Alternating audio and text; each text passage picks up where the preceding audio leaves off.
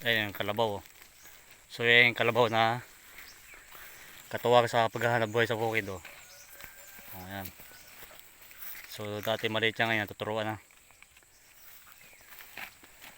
Ayan. Marunong na mag-araro. Marunong na rin magtalok yan. Tatalok na rin yan, nag-aani na rin. Yan. Ang ganda ng katawan. Bilog na bilog siya. Kaya dapat bata pa lang turuan na yung kalabaw paano mag-araro. Paano magtalok. Nagtatalok yan, nag-aani na rin yan. Nag-aani na rin ang mga damo yan.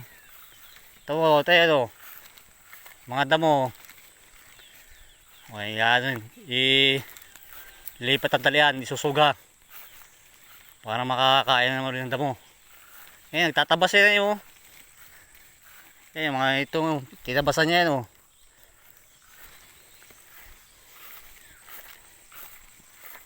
Gagamit niyang pang tabas yung bunganga niya, yung ngipin. Ayan, bata pa yan. Ganda ng katawan. Ayan.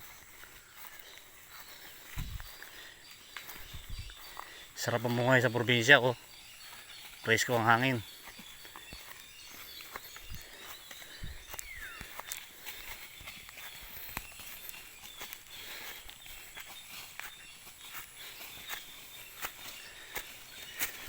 Pati yung aso katuwang din sa paghahanap buhay. Marunong din magtalok yan. Yung mga aso na yan.